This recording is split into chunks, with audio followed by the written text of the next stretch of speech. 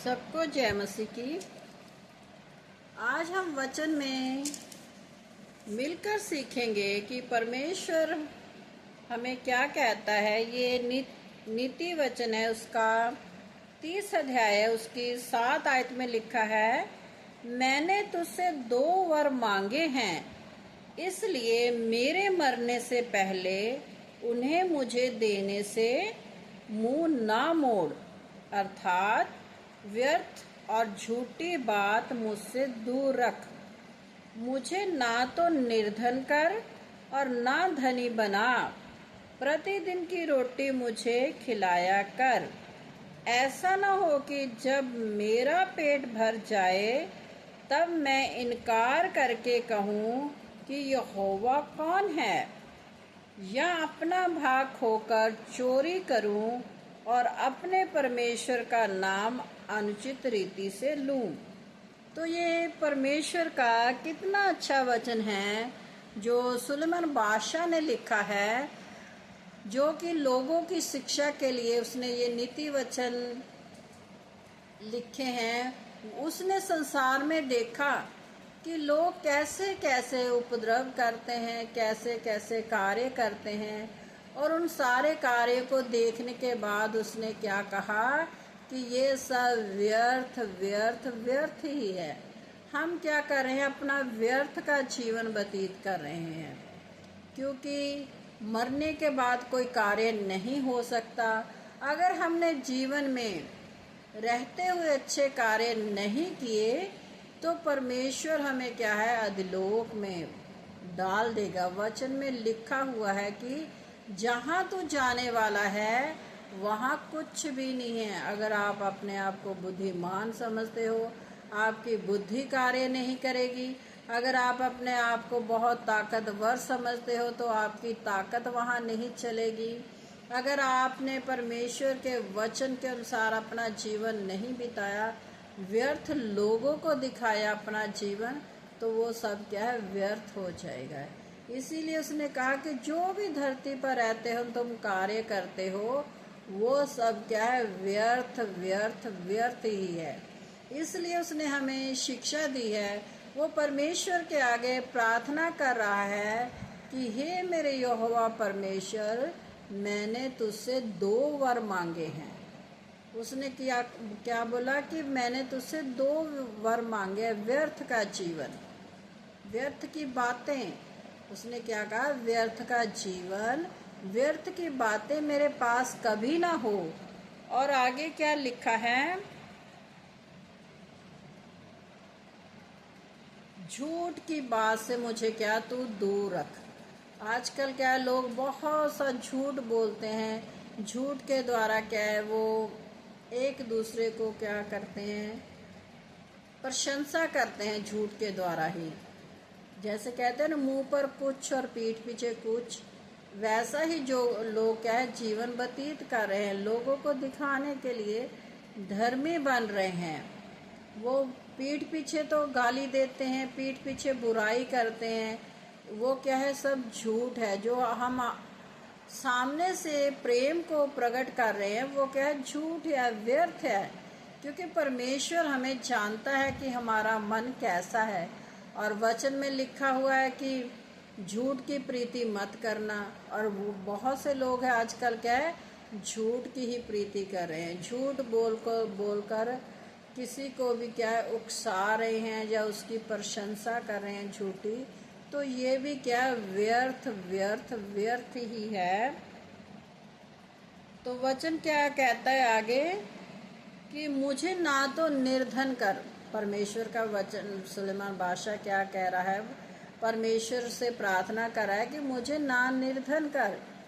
क्योंकि आप जानते हैं कि जो निर्धन लोग होते हैं वो क्या है, परमेश्वर को हमेशा कोसते ही रहेंगे कि प्रभु ने मेरे जीवन में ये नहीं किया, प्रभु ने मुझे वो नहीं दिया, क्योंकि वो निर्धन है। आप जानते हैं कि संसार में रहते हुए धन के द्वारा ही हमारा जीवन चलता है।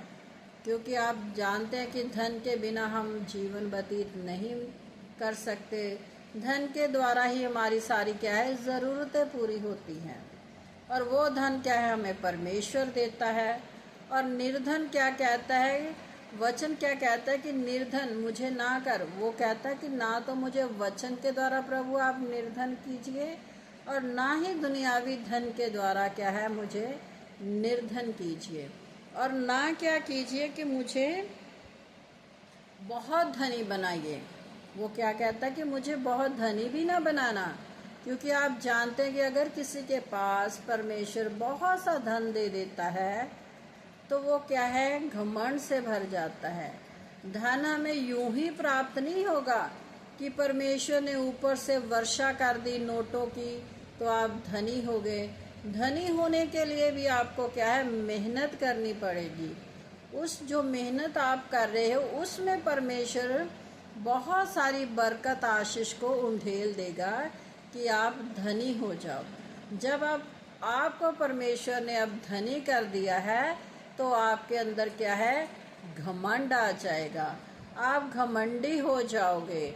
फिर आप दूसरे को तुच्छ जानने लगोगे, क्या है, दूसरों का अनादर करने लगोगे, क्योंकि आप ये सोच रहे हैं कि मेरे पास तो बहुत सा धन है जिसके द्वारा मैं सब कुछ प्राप्त कर सकता हूँ। लेकिन वचन कहता है कि धन के द्वारा तुम किसी के मन को नहीं जीत सकते। धन के द्वारा तुम क्या दुनियावी चीज़ों को तो खरीद सकते हो, लेकिन अपने मन की खुशी कभी नहीं खरीद सकते। वो अगर आप मन की खुशी खरीदते हो तो वो थोड़े समय के लिए होगी, लेकिन जो परमेश्वर हमें आत्मिक खुशी देता है, जो हमारा आत्मिक जीवन क्या है धन से भरपूर होता है, उसके द्वारा हम क्या है बहुत अमीर हो जाते हैं।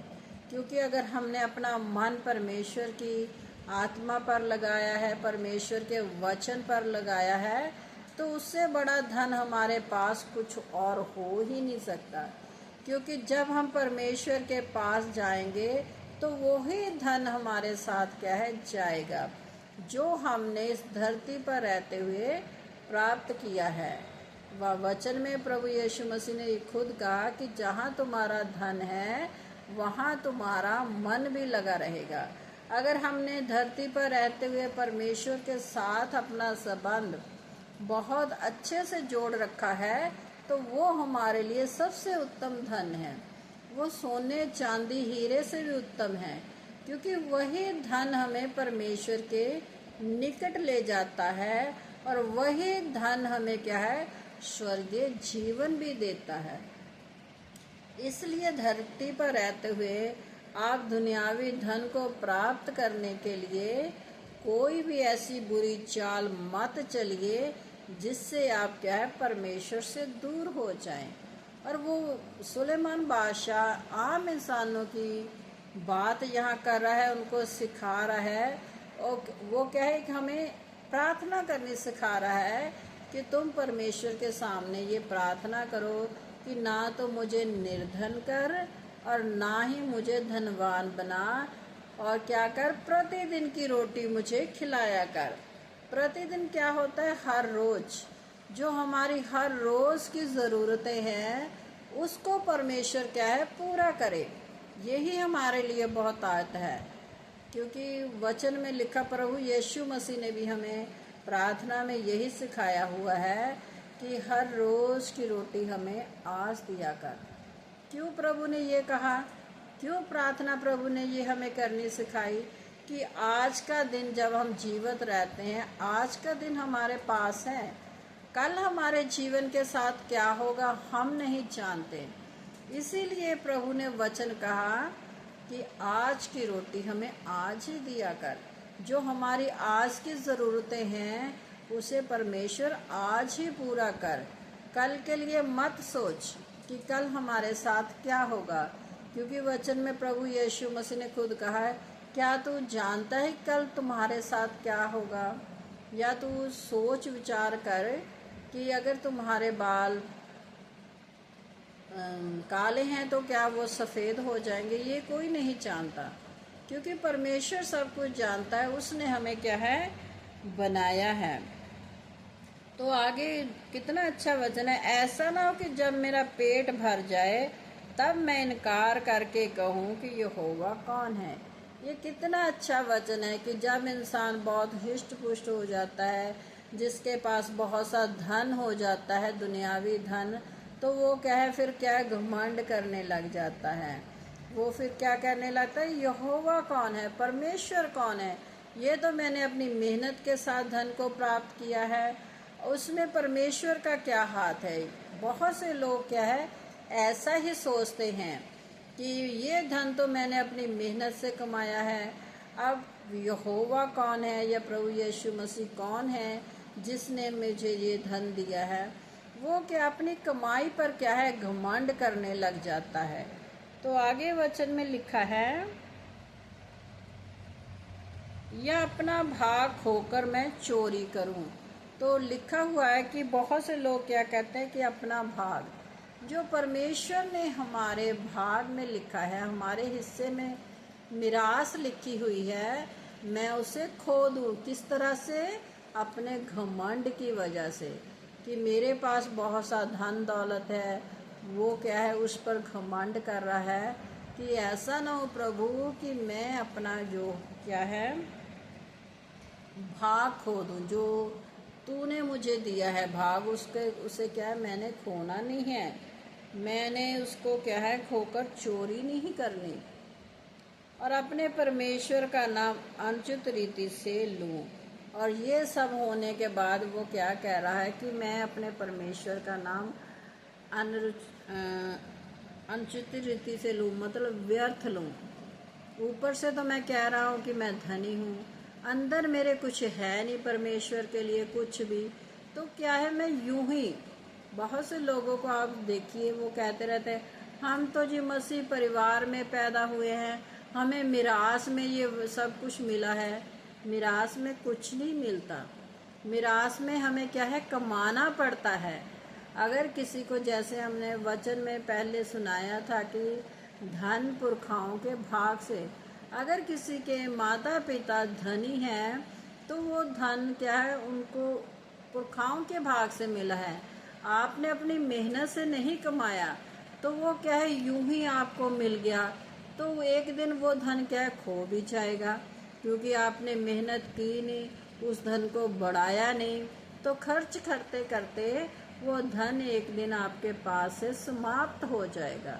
फिर आपके पास क्या रह जाएगा, कुछ भी नहीं। तो इसीलिए परमेश्वर हमें कहता है कि परिश्रम करने वाला चाहे थोड़ा खाए चाहे बहुत, तब भी क्या उसे सुख की नींद आती है। आजकल आप देखिए, बहुत से लोग कहते हैं कि हमें नींद नहीं आती, लेकिन वचन हमें क्या सिखाता है कि परिश्रम करने वाला, मेहनत करने वाला इंसान चाहे रोटी थोड़ी खाए चाहे रोटी बहुत खाए, तब भी उसे क्या है, चैन से नींद आती है, वो आराम से सो जाता है, क्योंकि उसके दिमाग में कोई टेंशन नहीं होती कि मैं क्या करूं, कैसे करूं, क्या होगा। ये सब टेंशनों से वो दूर है, क्योंकि उसने परमेश्वर के वचन पर भरोसा रखा हुआ है, और परमेश्वर उसकी ज़रूरतों को पूरा भी करता है। परमेश्वर रास्ता निकालता है, ये नहीं कि परमेश्वर ऊपर से धन की वर्षा करता है आपके घर पर, नहीं, वो क्या है, हमारे लिए रास्ता निकालेगा, जिस पर हम चलकर परमेश्वर से बरकतें, आशीषें प्राप्त करते हैं। जैसा वचन में भी लिखा है कि वो समय समय पर हम पर क्या, अपने आशीष की वर्षा करता है, अपने धन की वर्षा करता है, वो समय लगता है। ये नहीं कि आप हर समय ये सोचिए कि बहुत से लोग जो बहुत धनी होते हैं वो शुरू से ही धनी रहते हैं, कभी नहीं ऐसा होता। या तो उनके पेरेंट्स ने मेहनत की होगी, या उनके जो फैमिली के मेंबर हैं उनके आगे जो उनके दादा होंगे उन्होंने मेहनत की होगी, तब वो क्या है, उन्हें मिरास में मिला। लेकिन मेहनत तो करनी पड़े ही, सबको करनी पड़ती है। अगर आप मेहनत नहीं करोगे तो परमेश्वर से कुछ भी प्राप्त नहीं कर सकते। परमेश्वर का वचन फैलाने के लिए भी आपको क्या है, मेहनत करनी पड़ती है। घर बैठे बैठे आप परमेश्वर का वचन नहीं फैला सकते। तो सबको जय मसीह।